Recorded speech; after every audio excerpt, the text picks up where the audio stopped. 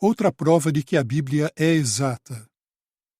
Existem provas arqueológicas de que a Bíblia é exata? Em 2014, uma revista sobre arqueologia bíblica publicou um artigo com a pergunta: quantos personagens das escrituras hebraicas a arqueologia confirma que existiram? O artigo respondeu: pelo menos 50. Um personagem bíblico que a revista não colocou na lista foi Tatenai. Quem foi ele? Vamos ver o que a Bíblia diz. Por um tempo, Jerusalém fez parte do grande Império Persa. A cidade ficava a oeste do rio Eufrates, numa região que os persas chamavam de Além do Rio.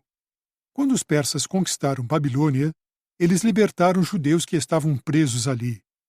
Esses judeus foram autorizados a voltar para Jerusalém e reconstruir o templo de Jeová. Mas os inimigos dos judeus não queriam que a reconstrução acontecesse, e por isso disseram que os judeus estavam se rebelando contra a Pérsia. Durante o reinado de Dario I, 522 a 486 a.C., uma autoridade persa chamada Tatenai investigou o assunto. A Bíblia descreve Tatenai como governador da região além do rio. Esdras 5, 3 a 7. Nota. Algumas tabuinhas cuneiformes com o nome Tatenai foram preservadas até hoje. Parece que elas pertenciam ao arquivo de uma família.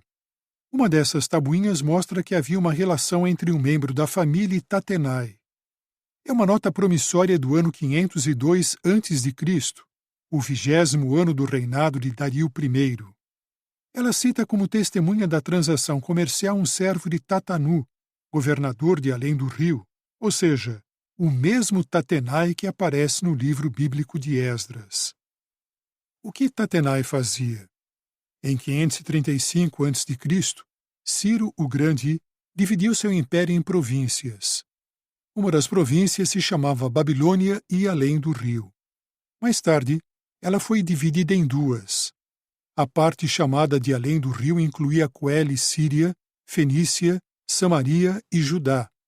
E parece que o governo da província ficava em Damasco.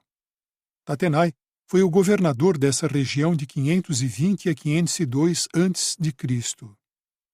Quando Tatenai foi investigar a acusação de rebelião em Jerusalém, os judeus disseram que tinham autorização de Ciro para reconstruir o templo. Tatenai disse isso a Dario e os registros reais confirmaram. Então Dario mandou Tatenai não interferir, e ele obedeceu. O papel de Tatenai, governador da região além do rio, foi muito pequeno na história da humanidade. Mas é interessante que a Bíblia menciona esse personagem e dá a ele o título exato.